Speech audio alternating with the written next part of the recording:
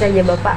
Saya mau tanya mengenai pertanyaan pertama, yaitu latar belakang masalah yang sering dihadapi di panti ini terkait mungkin anak-anaknya atau pantinya. Oke, terima kasih kesempatan yang diberikan untuk saya sebagai Ketua Panti Asuhan Kasih Sayang Anak. Perkenalkan, nama saya Pak Syahrudin, Ketua Panti Asuhan Kasih Sayang Anak. Menanggapi apa yang dipertanyakan oleh adik-adik atau anak-anakku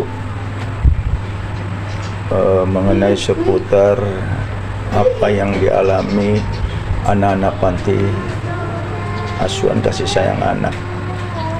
Jadi panti asuhan kasih sayang anak ini tujuan utamanya didirikan yaitu menampung anak-anak yang masih mau sekolah tapi tidak mampu. Jadi kita tidak melihat latar belakangnya mereka, apakah statusnya yatim, yatim piatu, piatu atau fakir miskin. Yang jelas mereka masih mau sekolah, kita tampung mereka dengan disekolahkan, yaitu masalah biaya dan yang lain-lainnya itu tanggungan oleh Panti Asuhan Kasih Sayang Anak. Cuma mereka kita berikan batasan yaitu sampai SMA. Setelah tamat SMA, mereka itu bisa tetap tinggal di sini dan bisa kembali ke asalnya mereka, apakah mereka dari pulau atau dari mana. Nah, terus selama berdirinya Panti Asuhan Kasih Sayang Anak ini dari 2017 sampai sekarang, kalau berbicara masalah permasalahan atau kendala yang kita dapatkan, ya memang sih ada. Kalau masalah kendala, karena di dalam panti ini terdapat 20 anak, di mana mereka berbeda-beda. Yaitu kendalanya mereka susah atau sulit kita berikan pemahaman atau menyuruh misalnya sholat. Nah, itu kendalanya di situ. Terus baru-baru ini ada 2-3 orang, 2 orang kita keluarkan, 1 orang kita masih berikan kesempatan.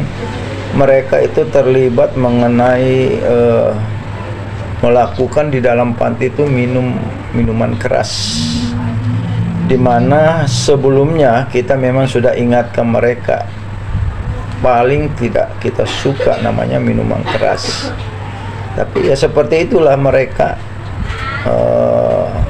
tetap juga melakukan walaupun secara diam-diam. Jadi memang belum lama ini kendala ada 2 anak panti yang itu dari kelas 5, sekarang mereka sudah kelas 1 SMK, dan baru-baru ini kita keluarkan karena sering melanggar aturan-aturan yang kita pakai, yang kita perlakukan di panti asuhan. Apabila terjadi kesalahan 3 kali pelanggaran, maka kita keluarkan. Dan itu yang paling fatal memang selama berdirinya panti, mereka melakukan perbuatan yaitu minuman keras. Itu kalau yang problem yang kita dapatkan. Nah, terus apalagi? Kalau dari permasalahan kan itu minuman keras itu faktornya dari pengaruhnya itu datang dari mana? Atau dari pergaulan di luar, atau mungkin lihat di mana? Kalau kita tanyakan kepada mereka, memang mereka awalnya adalah anak yang bebas, anak yang tidak terkontrol dengan orang tuanya, karena antara bapak dengan ibu itu pisah.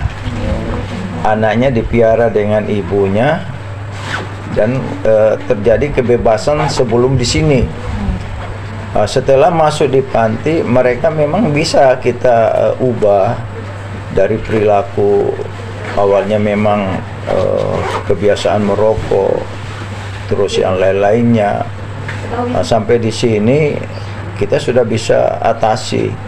Tapi karena adanya orang lain, yaitu teman sekolahnya, dia mencoba jalan-jalan ke panti, dan saya juga sebagai ketua panti, siapapun yang mau datang silakan dengan catatan sopan, tidak minum, tidak merokok itu. Tapi namanya tamu, ternyata dari awal permasalahan adanya temannya yang datang ke sini, sehingga mereka lah yang mengajak, dan memang anak panti ini juga yang satu mau diajak, akhirnya terjadilah hal-hal yang kita tidak inginkan, yaitu minum. Iya, minuman apa orang bilang cap tikus. Jadi seperti itu. Jadi ada orang dari luar sehingga terjadi seperti itu. Berarti pengaruhnya dari luar berarti? Iya, Ada pengaruhnya teman otomatis luar. dari luar. Berarti itu teman sekolah berarti? Teman sekolahnya juga. Kalau berarti anaknya itu Bapak rawat dari dia kelas 5 SD? Kelas 5 SD sampai SMK kelas 1. Berarti orang sini atau dibawa dari luar? Dari luar, dari Donggala. Tapi orang tuanya masih ada? Ibunya masih ada, bapaknya meninggal. Rata-rata anak-anak di panti ini masih punya ibu, maksudnya masih punya keluarga atau? Kalau keluarga ada, tapi kalau orang tua tidak, karena beda keluarga dengan orang. Terus juga saya mau tanya untuk jenis dukungan yang dihadapi di sini itu kayak gimana Pak? Jenis dukungan yang Bapak berikan Ke anak-anak. ke anak-anak panti. Kalau kita dukungan yang penting positif. Positif itu kan banyak. Salah satunya kita mengajari mereka masalah sholat, mengaji, terus kita bahasa Arab, terus yang lain-lain. Adapun selebihnya kita mengajari mereka itu bagaimana mereka berani tampil di depan orang. Makanya kita kebiasaan kalau habis sholat subuh kita berikan satu persatu itu harus ceramah. Ceramah menguji mentalnya mereka. Karena kadang kita manusia ini kalau takut, gugup, walaupun kita pintar tapi tidak, karena ada kegugupan. Itu makanya saya selalu ajarkan mereka itu tampil di depan orang banyak. Jadi kita dari awal dari dalam dulu, teman-temannya ada di depan, suruh naik di atas ceramah. Nah, kita berikan kebebasan untuk masih melihat konsep dulu, belum lepas. Dan kemarin juga sempat anak-anak saya berikan pendidikan teater. Jadi kita buatkan satu naskah pendek yang perangkan di sini adalah anak-anak di sini juga, anak-anak panti. Tujuannya untuk apa? Tujuannya itu lagi menguji mentalnya mereka. Karena dari kebiasaan mereka akhirnya tidak gugup lagi. Terus kita juga selalu mengajari mereka itu beretika, sopan santun terhadap siapapun yang ada di sekelilingnya. Jadi itu yang sering kita berikan kepada anak-anak.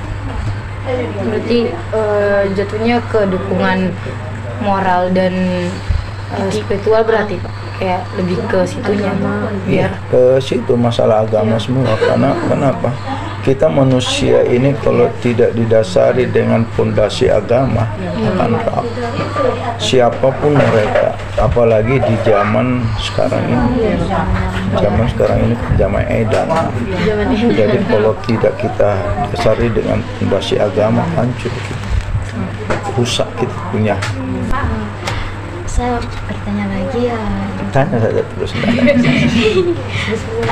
Dukungan seperti apa lagi yang Bapak berikan kepada anak panti yang sudah keluar? Kalau berbicara masalah dukungan kepada anak panti yang sudah keluar, itu tidak ada dukungan lagi. Terkecuali sebelum dia keluar, selalu saya titip pesan. Perbaiki sholatmu dimanapun Anda berada, jangan cuma di panti, Tapi kalau memang Anda sayang kepada Allah dan sayang kepada Nabi besar Nabi Muhammad SAW, sholat dan perbanyak bersalawat. Tapi kalau setelah keluar dari panti, kita tidak berikan lagi dukungan. Kenapa? Karena mereka adalah anak yang tidak mau diuntung, anak yang tidak mau dibina untuk kebaikannya. Betul. Ya kan? Terkecuali mungkin itu anak walaupun tidak tinggal di sini tapi masih sering datang mungkin masih bisa kita berikan pemahaman atau mengajari mereka yang mana yang baik, kan begitu. Contoh, ada satu anak yatim yang pernah di sini, mereka itu keluar karena sering menggunakan lemfox, karena mereka takut membahayakan anak-anak lain, makanya kita keluarkan. Begitu keluar masuk kita terima lagi sampai 4 kali karena melihat mereka masih bisa berubah, ya kan? Tapi ternyata mereka tidak bisa. Kenapa? Karena dukungan dari orang tuanya, ibunya yang tidak ada. Karena saya sebagai ketua panti di sini punya keterbatasan mengajari mereka. Itu apalagi keras sama mereka, mau pukul mereka tidak bisa. Kenapa? Karena sekarang kita susah, adanya undang-undang perlindungan anak yang membuat mereka lebih manja. Beda dulu tidak ada namanya undang-undang pencemaran kekerasan, perlindungan anak. Jadi kita enak mendidik mereka, salah mungkin kita pukul. Sekarang tidak bisa. Kapan kita pukul, visum dokter, kena kita. Jadi punya keterbatasan. Ketua panti asuhan kasih sayang anak itu punya keterbatasan mendidik mereka. Itu palingan sisa bicara yang keras. Saya mau tanya kan, kalau tadi kan Bapak bilang ada anak-anak panti di sini yang dikeluarkan karena melakukan pelanggaran kan. Terus mereka itu mereka keluar dari sini, apakah dikembalikan sama orang tuanya atau bagaimana? Jadi kita aturan di panti asuhan kasih sayang anak ini dilihat mereka itu umurnya berapa. Kalau memang ini anak umurnya masih di bawah 7 tahun atau di bawah berapa tahun, masih kecil, itu harus kita kembalikan kepada orang tuanya. Kalau anak yang sudah dewasa, otomatis kita tidak kembalikan kepada orang tuanya. Karena mereka dasarnya dia datang bukan diantar dengan orang tuanya, tapi mereka datang dengan sendiri. Jadi tidak ada kita antar. Jadi kalau yang sudah kita keluarkan, adapun yang sudah kita keluarkan selalu kita melihat apakah memang ini anak sudah harus dikeluarkan atau tidak. Jadi selalu saya rembutkan dulu sama istri, yang lain-lain, pengurus lain, bagaimana ini anak, apakah masih bisa dipertahankan atau tidak. Karena yang harus kita pahami, kasihan mereka. Misalnya kita keluarkan, nanti latar belakangnya mereka bagaimana. Nah, itu yang selalu kita pikirkan. Jadi kita tidak melihat egonya kita sebagai ketua panti, tapi melihat latar belakangnya mereka bagaimana setelah keluar. Jadi saya mau tanya lagi, kalau boleh tahu bagaimana kehidupan sosial dari anak-anak panti di sini, Pak? Apakah ada kendala dalam bersosialisasi, entah itu di sekolah atau di dalam panti sini? Kalau berbicara masalah sosial anak ini, ya otomatis tetap ada ya, tetap ada kalau masalah anak-anak ini. Tapi kita juga sebagai orang tua atau ketua panti, karena saya sini paham betul, saya adalah pengganti orang tuanya mereka. Jadi saya sebagai ketua panti memang selalu mengajarkan mereka, memberikan pemahaman kepada mereka yang terbaik. Kenapa? Saya tidak mengatakan bahwa mereka bodoh atau apa, dan saya juga tidak mengatakan bahwa pintar. Tapi adanya pengalaman yang saya dapatkan, selalu saya memberikan motivasi kepada mereka. Bagaimana kamu bisa jadi saya, ya kan? Nah, saya walaupun dulu bukan wartawan dan saya sekarang wartawan, walaupun saya sekarang sudah tidak terlalu aktif, tapi mereka selalu saya berikan motivasi bagaimana mencari itu. Jadi saya punya anak-anak seperti itu, tidak pernah bosan-bosan saya mengajari mereka yang terbaik, dengan tujuan mereka juga bisa jadi anak yang berhasil. Itu. Baik, selanjutnya saya ingin bertanya Pak, bagaimana perkembangan anak panti setelah Bapak berikan dukungan seperti agama dan lain-lain? Apakah mendapatkan banyak perubahan? Kalau berbicara masalah apa yang adik tanyakan, perkembangan selama adanya panti dan anak-anak, banyak. Jadi saya melihat anak-anak yang sudah lama ya, yang sudah lama yang tinggal di sini, yaitu ada yang mulai dari kelas 1 SD, sekarang sudah sudah berjalan 6 tahun di sini, karena kita baru 6 tahun. Dan mereka itu ada salah satu anak yang namanya Cantika, panggilannya April. Mereka itu adalah anak yang terkatung-katung di jalan, ke sana kemari, tidak dihiraukan sama orang tuanya, bapaknya, apalagi bapaknya. Nah, setelah kita tampung mereka di sini, memang awalnya sih sangat susah mereka. Tapi setelah dengan kegigihannya kita sebagai pengurus di sini, mereka sekarang itu sudah masuk kelas 1 SMK, di SMK 2. Jurusan apa dia punya jurusan itu. Mereka sangat banyak berubah. Gitu. Dari awal mereka itu apa orang bilang kepala batu, tidak mau dengar, suka pacaran apa semua bebas. Tapi setelah kita berikan pemahaman, karena saya di sini selalu apabila ada anak yang melanggar, saya panggil dengan baik, saya tanyakan apa salahmu. Mereka sudah menyadari salahnya, baru saya berikan pemahaman kenapa, supaya mereka itu mereka bisa paham bahwa saya dimarah karena lantaran saya punya salah. Jadi kita tidak bisa memarahi anak-anak seenaknya, tapi memberikan penjelasan bahwa kamu dimarah karena lantaran kamu punya salah. Kalau kamu tidak punya salah, otomatis Bapak tidak marah. Jadi mereka bisa menganalisa nanti, oh iya betul apa yang disampaikan. Jadi anak-anak yang tinggal di sini alhamdulillah sudah banyak perubahan. Dari kan tadi Bapak dukungan, terus pemahaman dan sebagainya. Nah, ada tidak suatu momen atau suatu keadaan di mana anak-anak itu tidak menerima apa yang dibilang oleh Bapak, misalnya kayak menolak apa yang disampaikan, memberontak gitu?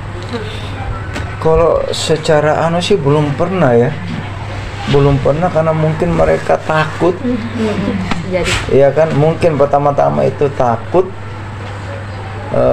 Ya tidak tahu lah kalau di belakang teman-temannya mungkin, tapi yang selama ini belum pernah. Apa yang saya sampaikan selalu alhamdulillah mereka mau. Kenapa? Karena saya memberikan pemahaman sama mereka itu selalu secara detail. Jadi bukan cuma sekedar ini, tidak, tapi secara detail saya berikan pemahaman seperti ini supaya mereka bisa paham.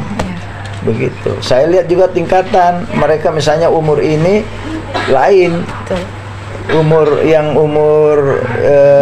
17 ke ini lain juga, karena tidak bisa kita gabungkan jadi satu.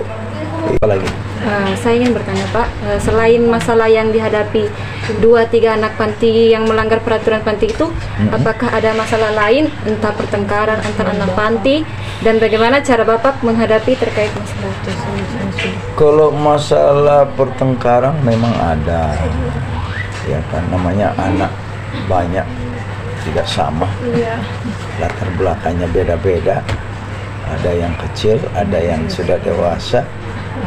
Nah, jadi kadang memang antara kecil dengan yang besar, sering baku ini, tapi saya sebagai ketua panti lagi tidak lepas dari memberikan pemahaman kepada mereka.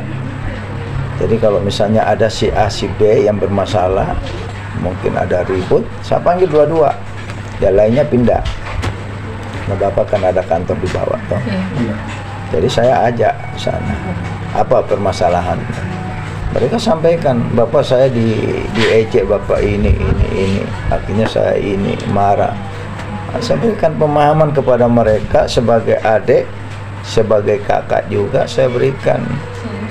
Kamu sebagai adik tidak bisa membantah apa yang disampaikan kakakmu. Kakak juga, kamu sebagai kakak jangan diganggu adik. Harus selalu saya mengajari mereka itu selalu rukun di dalam sini. Dan jangan sekali-sekali saya temukan ada yang pacaran. Karena ini saudaramu semua. Di sini anak-anakku semua, anakku semua, tidak ada yang saya membedakan ini anak kandungku, anak panti. Jangan, biar tidak usah yang terakhir. Kalau sudah terakhir saya tidak terima lagi. Alternatif yang Bapak berikan kepada anak panti ini Mengenai apa itu? mengenai permasalahan yang ada di panti ini. Kalau alternatif yang lain sih, saya sebagai ketua panti sangat mengharapkan mereka itu bisa jadi anak-anak yang berhasil lah. Makanya saya tidak pernah lepas, selalu memberikan dukungan sama mereka dan selalu mempelajari mereka apa keinginannya mereka. Makanya sering saya menyampaikan kepada mereka yang punya hobi ini, yang punya bakat ini, yang punya keinginan ini, sampaikan, jangan malu, supaya Anda nanti setelah tamat ada, ya kan, ada yang Anda bisa lakukan. Jadi saya sebagai ketua panti tidak pernah habis itu memberikan dukungan sama mereka, apa yang terbaik untuk mereka. Selalu saya mencoba memberikan nasihat, jangan lakukan hal-hal yang ini. Kurangi bermain HP. Kenapa? Di dalam HP itu terdapat dosa.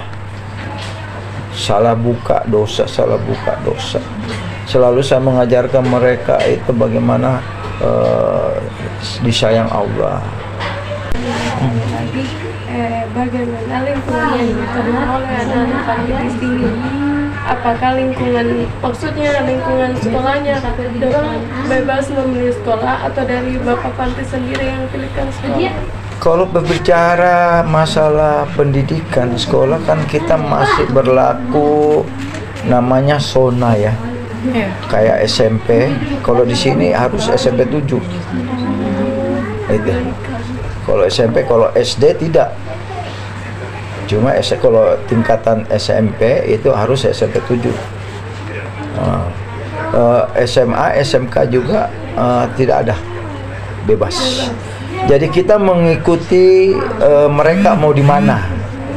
Jadi bukan keinginannya sebagai Bapak panti, tidak, tapi keinginannya mereka di mana. Nah, adapun misalnya keinginannya mungkin masuk di sekolah yang favorit, ya kita tanya juga. Biayanya besar di situ, ya kan?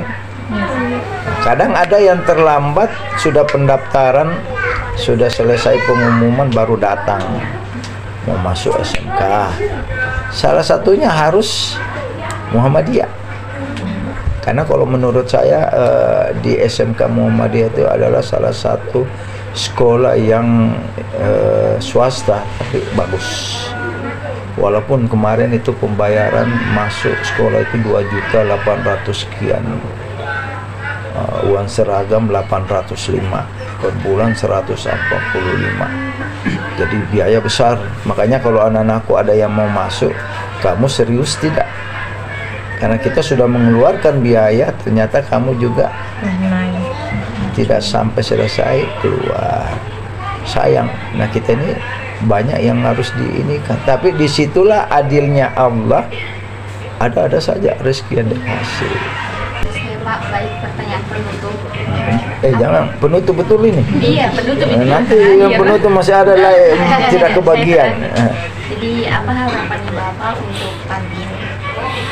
Harapan saya cuma satu, tetap setelah saya meninggal penerus ini selalu amanah, jangan pernah melenceng dari aturan agama, jangan pernah lari. Kenapa? Karena banyaknya sekarang kita tahu kita ini adalah di penghujung dunia, sudah di akhir zaman, seperti apa yang disampaikan Rasulullah 1444 tahun lalu, bahwa di akhir zaman terdapat seperti apa, seperti bencana-bencana. Kita sudah lihat sekarang bencana di mana-mana, ya kan, kejadian-kejadian alam. Jadi kita yang belum nyata, yang apa yang disampaikan Rasulullah, sisa satu, bahwa umur dunia itu adalah 1500 tahun. Sekarang kita sisa berapa tahun lagi? Coba, sekarang sudah 1444. Jadi hati-hati, jangan terlena mengejar dunia, akhirat dilupakan. Nah, dunia ini tidak ada habisnya, tidak pernah habis. Tapi di saat mentok nanti kiamat baru kita sadar. Dan Allah sudah sampaikan, hambaku yang dekat denganku itu akan kuambil satu persatu. Jadi kita ini manusia yang masih ini tidak akan mendapatkan namanya hari kiamat. Orang-orang yang kafir lah yang mendapatkan hari kiamat. Kenapa? Karena dahsyatnya hari kiamat. 28 September saja kita rasakan kan, bagaimana dahsyatnya itu, apalagi kiamat. Makanya Allah itu tidak memperlihatkan kita kiamat.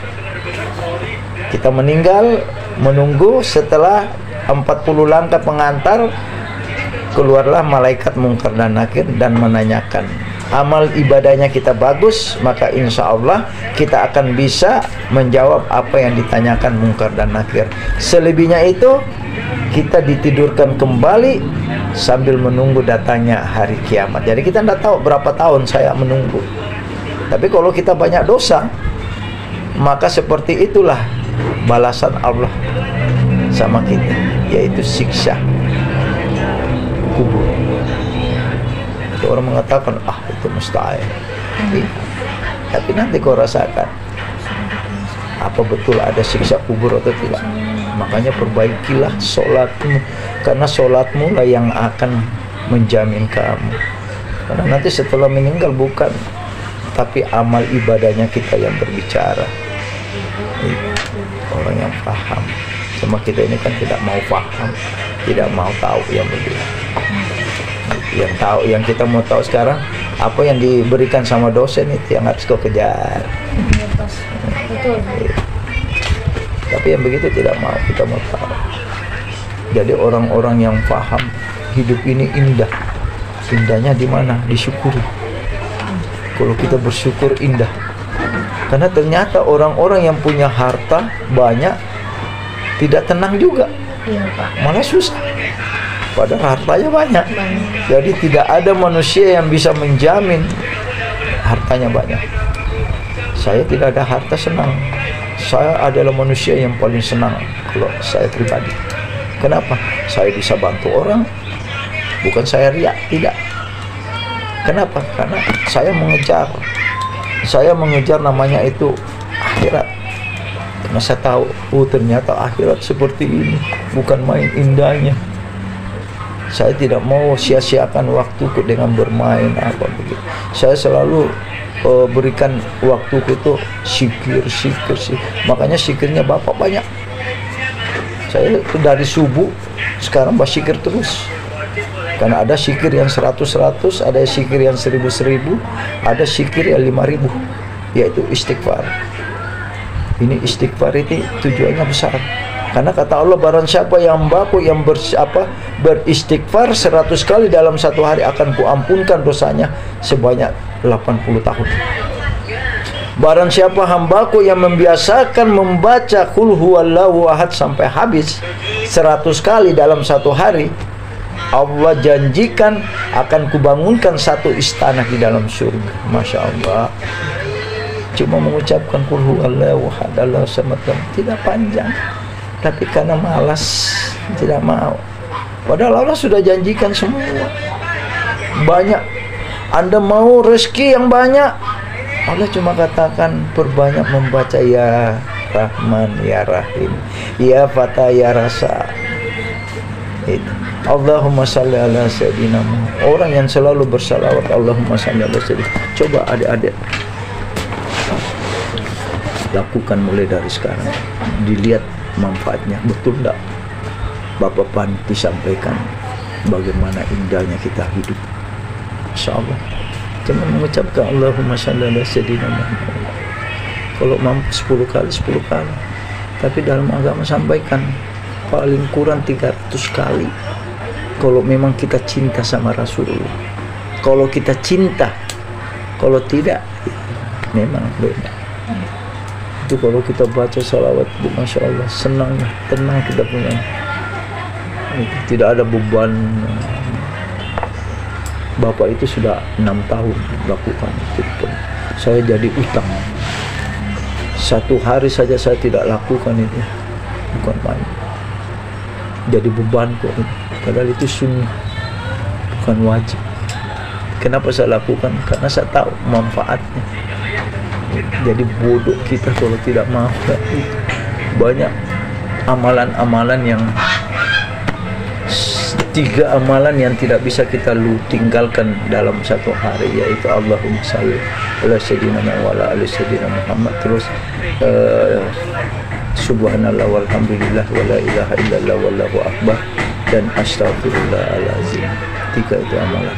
1 untuk Allah, 1 untuk Nabi kita, 1 untuk diri kita. Jadi 3. Manusia yang 3 ini amalan yang tidak pernah putus, dia bisa rasakan seperti apa indahnya dunia ini. Jadi bukan kita nanti banyak uang baru senang. Begitu. Masih ada? Tidak, sudah mengalah dia. Yang sudah cukup pertanyaan dari kami, Pak. Kami akhiri, wabillahi taufiq wal hidayah. Wassalamualaikum warahmatullahi wabarakatuh. Waalaikumsalam warahmatullahi wabarakatuh.